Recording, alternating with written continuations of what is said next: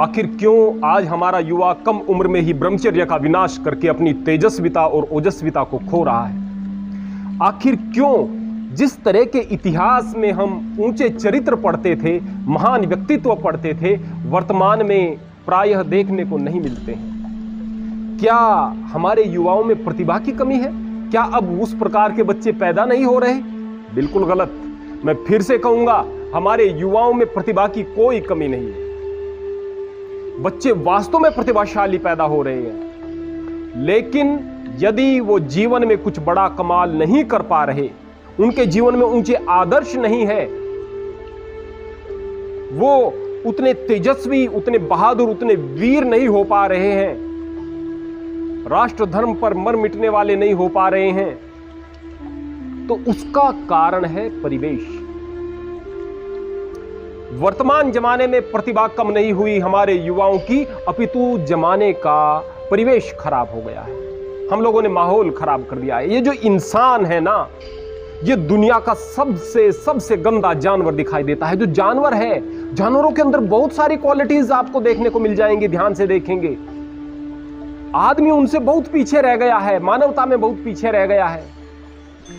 आदमी अपने स्वार्थ को भी सही तरीके से नहीं देख पा रहा। आज विशेष रूप से गांव के समाज में यदि हम देखते हैं, एक दूसरे की टांग खींचने का काम करते हैं। शहरों में भी ऐसा ही होता है। पड़ोसी आगे न बढ़ जाए, जो हमारे नजदीकी व्यक्ति हैं वो आगे न बढ़ जाएं।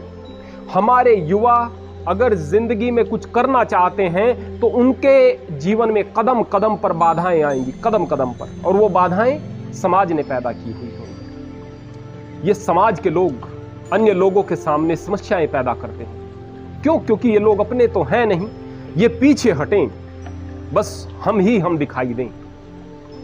जबकि इस बात को ये लोग नहीं जानते, सुनते हैं, नहीं जानते कि किसी को पीछे हटाकर आगे बढ़ना चाहते हैं तो नहीं बढ़ पाएंगे भाई, नहीं बढ़ पाएंगे।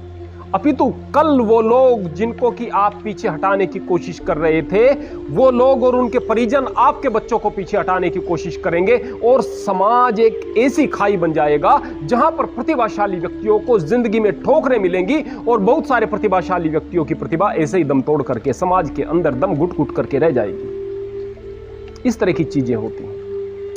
ये जो समाज है ना, ये वास्तव में बहुत गंदा हो चुका है। क्या हम लोगों में कुप्रथाएं ज्यादा आई हैं? बिल्कुल नहीं। पहले देवदासी जैसी प्रथा हमारे हिंदू समाज के अंदर आ गई थी। हर समाज के अंदर गंदगी थी। मैं यहां हिंदू समाज की बात कर रहा हूं। सती प्रथा हमारे समाज के अंदर आ गई थी। आज आप चाहे कुछ भी कहें कि ये इस प्रकार पैदा हुई, इस प्रकार, छोड़ दीजिएगा इस तरह की दकियानुसी बातों को। इस बात से इनकार नहीं किया जा सकता, ये प्रथाएं थी। जातिगत विभेद के कारण बहुत सारी कुरीतियां समाज के अंदर थी। बावजूद उसके ध्यान रखना, जो कि युवाओं को बर्बाद करती हैं, ऐसी परिस्थितियां आज की अपेक्षा कम थी। आज ये कुप्रथाएं समाज में नहीं है, लेकिन एक जो चीज बहुत ज्यादा बढ़ गई है वह है बहुत ज्यादा विलासिता और बहुत ज्यादा स्वार्थ। इसने पूरे समाज को खराब कर दिया है। विलासिता, हर चीज में आदमी को सुख चाहिए। हम जिस युग में वर्तमान समय में जी रहे हैं, अगर इस युग में आज के युवाओं की प्रतिभा का सही प्रयोग हो जाए तो मैं शर्तिया कहता हूं, दुनिया में एक भी गरीब न बचे, दुनिया में एक भी व्यक्ति अभाव में न रहे, दुनिया में एक भी व्यक्ति के पास में संसाधनों की कमी हो, ऐसा हो नहीं सकता। आज दुनिया में संसाधनों की कमी नहीं। वैज्ञानिक खोजें उतनी हो चुकी हैं जितनी कि मनुष्य के लिए आवश्यक है या उसके जीवन को सुखी बना सकती हैं। आज धरती के अंदर भी पानी है, पीने को पानी की कमी नहीं है ज्यादातर स्थानों पर, और विशेष रूप से हमारी भारत भूमि पर। आज हम एक सुंदर वातावरण में जी रहे हैं। पेड़ पौधे भी फिर भी हैं, काफी मात्रा में हैं। आने वाले समय में ये इतने ज्यादा पेड़ पौधे नहीं रहने वाले। जमीन के अंदर के पानी को हम बर्बाद कर रहे हैं, ये भी नहीं रहने वाला। प्राकृतिक संसाधन समाप्त हो जाने वाले हैं। जिस वातावरण में आप लोग रह रहे हैं, ये वातावरण आपको भविष्य में हमेशा नहीं मिलने वाला है। आज है आपके पास, बच्चे आपके प्रतिभाशाली हैं, बहुत सारी चीजों को बचपन में वो जान लेते हैं, बहुत सारी जानकारियां उन्हें मिल जाती हैं। आज बच्चों के पास में कंप्यूटर है, मोबाइल है, उससे गूगल से बहुत सारी जानकारियां वह प्राप्त कर सकता है और ज्ञान बड़ों से प्राप्त कर सकता है और वो प्रतिभाशाली बच्चा बहुत कुछ कर सकता है देश के लिए, समाज के लिए, लेकिन तब जबकि उसके पास में संस्कार होंगे। संस्कार कहां से आएंगे, कहां से बचेंगे? कुछ तो ये समाज खराब कर देगा और कुछ ये परिवार खराब कर देगा। तो इस परिस्थिति में जबकि सारी की सारी चीजें गंदी हो रही है, आसपास का माहौल नीच हो रहा है, ऐसे में उच्च आदर्शों को बच्चे किस प्रकार से स्थापित करें और किस प्रकार से अपने जीवन को उस दिशा में लेकर चलें जिस दिशा में उनको जाना चाहिए, बड़ी समस्या है। सबसे पहले अगर हम इस समाज के साथ ज्यादा मिलकर के रहते हैं, ज्यादा इसकी परवाह करते हैं, तो आप आगे नहीं बढ़ सकते। ध्यान रखना, नहीं बढ़ सकते, क्योंकि समाज को बदला नहीं जा सकता, समाज को सुधारा नहीं जा सकता। और अगर आप समाज सुधार कर फिर अपने आप को आगे बढ़ाना चाहेंगे, आपकी जिंदगी बीत जाएंगी, कई पीढ़ियां बीत जाएंगी, आपका उत्कर्ष कहां चला जाएगा पता भी नहीं चलेगा। एक तरीका है, वो तरीका यह है कि इस समाज के साथ अत्यधिक संबंध मत रखो भाई, मत रखो। कोशिश तो ये करो कि आप अच्छे समाज का निर्माण करो, अच्छे लोग मिल जाएंगे, आपको मिल जाएंगे।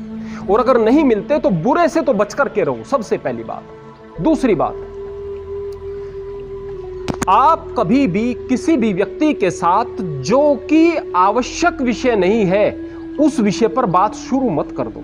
अगर बात शुरू कर दोगे तो वो बात सामने वाला अपनी बुद्धि के अनुसार गलत दिशा में मोड़कर पता नहीं कहां लेकर जाएगा और कई बार विवाद हो सकता है और कई बार आप उस विवाद में हार सकते हो, या फिर कई बार सामने वाला वाचाल आपको परेशान कर सकता है। जब भी नकारात्मकता आपके मस्तिष्क में आई, आपकी एफिशिएंसी घट जाएगी, ध्यान रखना। दूसरे, मैं अपने युवाओं से पूछना चाहता हूं, अगर आपको जिंदगी में गंदी आदत लगी है तो ध्यान रखना, आपको वो गंदी आदत उन्होंने दी है जिनको कि आप अपना मित्र समझते थे। अगर आप जिंदगी में किसी लफड़े में पड़े हो, किसी कानूनी पचड़े में पड़े हो, तो उनमें से ज्यादातर अवसर होंगे कि आप उन मित्रों की वजह से पड़े हैं जिनको कि आप अपना समझते थे। अगर आप जिंदगी में किसी भी समस्या को अपनी जिंदगी में सामना कर रहे हो तो उसके पीछे आपकी अयोग्यता हो सकती है, उसके पीछे आपके गलत कार्य हो सकते हैं, और उस अयोग्यता और उस गलत कार्य के पीछे भी आपके वो तथाकथित मित्र और वो तथाकथित समाज होगा। अगर आप अच्छे समाज का निर्माण नहीं कर सकते तो इस समाज से बचो, बचो। और केवल बच्चे नहीं, बड़े भी बचें। अगर आप गलत लोगों के साथ जुड़े हुए हैं तो आपके बच्चे उच्च आदर्शों को जीवन में नहीं लेकर आ सकते।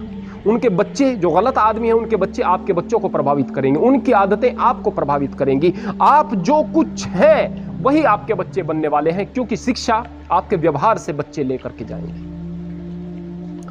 बड़े हैं तो आपका कर्तव्य है कि आप बुरे समाज से बचें, और समाज ज्यादातर बुरा है इसलिए समाज से बचें। कबीर साहब बहुत पहले कह गए थे, कबीरा खड़ा बाजार में मांगे सबकी खैर, ना काहू से दोस्ती ना काहू से बैर। एक बड़ा सुंदर और दोहा कबीर साहब का, कबीरा तेरी झोपड़ी गल कटियन के पास, अपनी करनी वो भरे तू क्यों भयो उदास।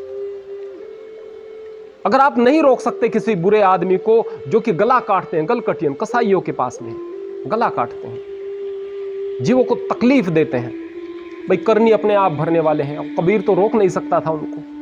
मैं क्यों उदास हूं, मैं तो अपनी जिंदगी को देखूं कि मैं इसको किस प्रकार से उत्कर्ष की ओर लेकर जा सकता हूं। आज आप चाहते हैं कि आप बुरे कार्य को रोकें, आपके मन में है कि मैं बुरे लोगों को रोकूं, आपके मन में है कि मैं बुराई को संसार से हटाऊं, तो उसके लिए सबसे पहले जरूरी है कि आपके पास में सामर्थ्य हो सकता है कि आप ऐसे मकाम पर हो कि काफी हद तक बुराई को हटा दें, हो सकता है कि आप अच्छे नेता बन जाएं, हो सकता है आप मुख्यमंत्री बन जाएं, प्रधानमंत्री बन जाएं, हो सकता है कि आप डीएम बन जाएं, अपने जिले के अंदर बहुत सारी चीजें आप बेहतर करने की कोशिश करें। लेकिन उसके लिए तो भाई आपको पहले बेहतर बनना पड़ेगा, और बेहतर बनने के लिए उच्च आदर्शों की जरूरत है।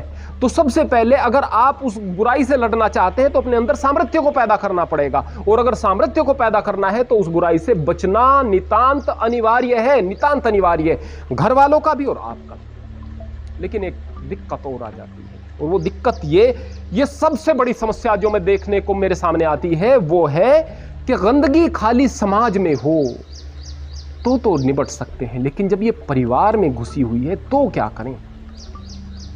बड़ी बड़ी प्रतिभाओं को परिवार की विपरीत परिस्थितियों में दम तोड़ते हुए मैंने देखा है। बड़े बड़े मोटिवेटर्स मिल जाएंगे आपको, परिस्थिति कुछ नहीं होती, जो कर्मयोगी हैं वो बड़े बड़े काम कर देते हैं। देखो फला आदमी ऐसे पड़ा था, उसने बड़ा काम कर दिया, फला आदमी फुटपाथ पर था, वो बहुत ऊपर चला गया। अरे भाई वो फुटपाथ पर था, उसके पास खोने के लिए कुछ भी नहीं था, उसके पास रिस्क लेने के लिए ही था सब कुछ, रिस्क लेता गया, आगे बढ़ता चला गया।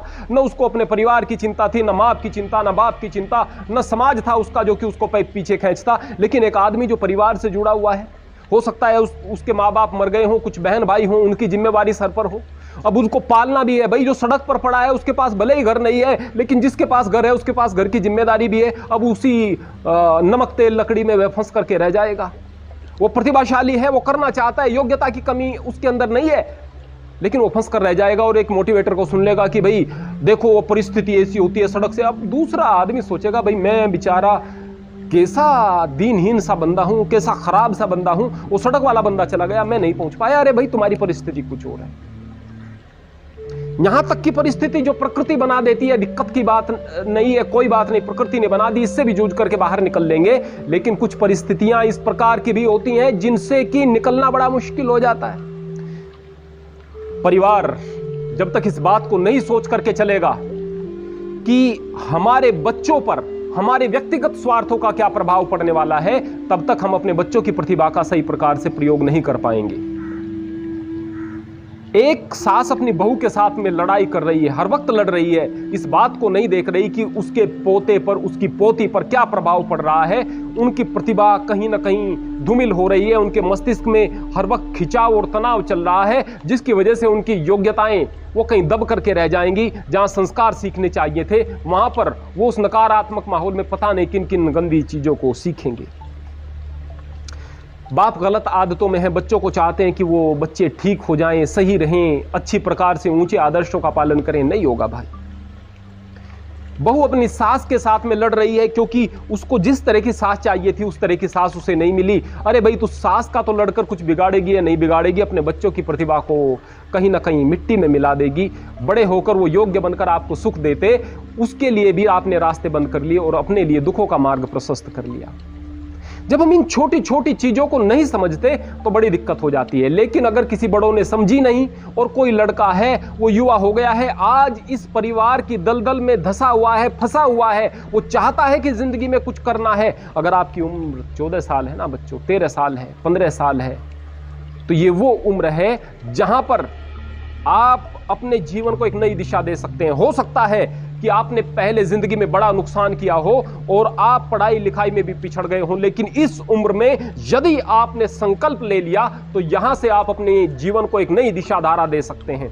और जो आपकी क्षति पिछले 10-12 साल में हुई है उसको आप 3-4 साल में पूरा कर सकते हैं, बशर्ते आपको संकल्प लेना है। संकल्प क्या कि अपने परिवार वालों से प्रार्थना करनी है, भाई मिलकर रहो, प्यार से रहो, मुझे आगे बढ़ने का अवसर दो, सही प्रकार से उनसे प्रार्थना करें। वो न समझें तो उनकी तरफ ध्यान देना बंद कर दें। वो फिर भी आपके सामने कुछ समस्याएं पैदा करते हैं तो आप मन से एक बात सोच लें कि इसलिए कि मेरा परिवार खराब है, इसलिए कि मेरे माता पिता या परिवार से जुड़े दूसरे लोग खराब हैं, उनकी आदतें सही हैं नहीं हैं, उनके व्यवहार सही नहीं हैं, इसलिए मैं अपनी जिंदगी को खराब नहीं होने दे सकता। मुझे अपने जीवन को एक नई दिशा देनी है और मुझे इन सब से पृथक अपने आप को मानकर चलना है। यदि परिवार आपके लिए घातक सिद्ध हो रहा है, समझाने से नहीं समझ रहा है, कोई मार्ग नजर नहीं आता, तो दूसरा तरीका है कि आप मानसिक रूप से इस परिवार का परित्याग कर दें। ध्यान रखना, यह बात भले ही आपको अव्यवहारिक लगे, मानसिक रूप से परित्याग कर दें और सोचें कि मुझे इस दलदल में फंसे रहना है या इस दलदल से बाहर निकलना है। और जब योग्य बन जाए ना तो इन लोगों की तरफ मुड़ के न देखने का आप संकल्प ले लें। कई प्रकार की परिस्थितियां लोग बताएंगे कि देखो भाई इससे माँ बाप और इन लोगों का क्या होगा। अरे भाई वो माँ बाप क्या जो बच्चों को खराब कर रहे हैं, उनके भविष्य को खराब कर रहे हैं, वो माँ बाप क्या। अगर समाज को वो चीज नहीं मिलेगी जिस चीज की उसे दरकार है तो गड़बड़ हो जाएगा। जिसको सम्मान की दरकार है, जो सम्मान को डिजर्व करते हैं उन्हें सम्मान मिलना चाहिए, और जो लोग सम्मान के लायक नहीं है उन्हें तिरस्कार मिलना चाहिए, तब जाकर के बेहतर हो सकते हैं। पर ध्यान रहे, हमें अपने जीवन में उच्च आदर्शों को धारण करना है। अब तक हमारा परिवार, हमारी पीढ़ियां खराब होती आई हैं और हमें शक है कि ये परिवार के लोग आगे भी इसी प्रकार से न ये अपने व्यभिचार को छोड़ेंगे, न अपने दुराचार को छोड़ेंगे, न अपनी बुरी आदतों को छोड़ेंगे, न गंदे शब्दों को बोलना छोड़ेंगे कि परिवार में गंदे शब्द न बोले जाएं, गंदे शब्द भी बोलेंगे, न लड़ाई को छोड़ेंगे, न झगड़े को छोड़ेंगे। तो आप इन्हें छोड़ दें, एक नए परिवार का निर्माण करें जहां पर आप अपने बच्चों को संस्कार दे करके बेहतर इंसान बनाएंगे। यह आपका कर्तव्य होता है, तब जाकर के हम एक नए राष्ट्र का निर्माण कर सकते हैं। परिस्थितियां महत्वपूर्ण होती हैं, मैं बार बार कहता हूं परिस्थितियां महत्वपूर्ण होती हैं, परिस्थितियों से नहीं बचा जा सकता है, लेकिन परिस्थितियों को आप नकारात्मक लें या सकारात्मक लें, ऐसा बिल्कुल हो सकता है। परिस्थिति थी जिसने झांसी की रानी को लक्ष्मीबाई बनाया और वह वीरांगना बनकर के इतिहास में प्रसिद्ध है। परिस्थिति थी। अगर उसकी भी सही उम्र पर शादी उसके हम उम्र किसी लड़के के साथ होती, आराम से वो ठीक ठाक खाते पीते अपनी जिंदगी बिताती और वो रानी भी कहीं की न होती, कोई बात नहीं, सामान्य सा जीवन होता, तो जाहिर सी बात है उनका कहीं नाम न होता। भले ही वो वीरांगना थी, भले ही वो बहादुरी उसके अंदर थी, भले ही राष्ट्र प्रेम का जज्बा उसके अंदर था, चाहे कुछ भी था, वो सारी की सारी चीजें दबी रह जाती, लेकिन कम उम्र में शादी हुई, वो भी एक बूढ़े व्यक्ति के साथ में हो जाती है, बच्चा उसका गुजर जाता है, ऊपर से जो दत्तक पुत्र लिया, अंग्रेज कहते हैं कि भाई हम इसको शासक नहीं बनने देंगे, अब ये दत्तक पुत्र का शासन पर अधिकार नहीं है। अब उसने देखा कि भाई मरना तो मुझे है, लड़कर मरूंगी। बहुत सारे आदमी हैं जो आत्महत्या करते हैं, वो भी उतने ही बहादुर हैं जितने झांसी की रानी। बस वो मूर्ख लोग हैं जो कि अपनी मौत को जाया कर देते हैं, और वो समझदार लोग हैं जो सोचते हैं कि मरना तो है, कुछ ऐसा करके जाऊंगा जो कि वास्तव में मेरे राष्ट्र के लिए बेहतर हो, देश के लिए बेहतर हो, मेरे लिए बेहतर हो, जिससे कि दुनिया में नाम हो। क्योंकि जिस आदमी के मन से मौत का भय निकल गया, वो दुनिया में सबसे बड़ा हो जाता है। न उसके सामने राष्ट्रपति की कुछ औकात, न उसके सामने प्रधानमंत्री की औकात, न कोई बड़ा सा बड़ा जज, न कोई बड़े से बड़ा मजिस्ट्रेट। आप किसी बड़े अधिकारी के सामने जाकर अगर भय खा रहे हैं तो इसलिए नहीं कि वो ओहदे पर है, इसलिए कि आपको डर है, मौत का डर है, सजा का डर है। जब डर ही खत्म हो गए तो फिर आप सबसे बड़े हैं, और जब सबसे बड़े हैं तो सबसे बड़ा कुछ कर सकते हैं। बस उस वक्त जबकि आपके मन में आत्महत्या का विचार आ रहा हो, उस वक्त भी यदि आप ये सोच लें कि अगर मरना ही है तो लड़कर मरना है और कुछ बड़ा करना है, तो उस वक्त बड़ा कर सकते हैं। तो सोचो कौन सी परिस्थिति का सकारात्मक आप फायदा नहीं उठा सकते। मैं एक परिवार को जानता हूं, वहां पर 2 बच्चे थे। जो उनका बाप था वो शराब पीता था, बहुत ज्यादा शराब पीता था, बच्चों से शराब मंगाने लग गया। एक बच्चा उनका सोचता था कि ये मेरा बाप कितना गड़बड़ा आदमी, कितना घटिया आदमी है, हमेशा इसके उलाहने आते हैं, और औरतों के साथ में दुष्चरित्र व्यक्ति यह है, कई प्रकार के उलाहने इसके आते हैं, कई प्रकार की गंदगी का सामना हमें करना पड़ता है, गंदी बातें अपने बाप के कारण सुननी पड़ती हैं। कभी यह नाली में पड़ा रहता है, कभी हमारी पिटाई करता है, परिवार की स्थिति खराब कर दी है, न खाने को कुछ, न पीने को कुछ, माँ की हमारी दुर्गति हो गई है। कितनी गंदी चीज ये शराब है। उस लड़के के अंदर शराब के प्रति नफरत पैदा हो गई और यह भाव हो गया कि कुछ करके दिखाना है। दूसरा बच्चा, उसने देखा अच्छा मेरा बाप शराब पीता है, शराब मंगाता है, मैं भी देखूं पी करके कैसा है।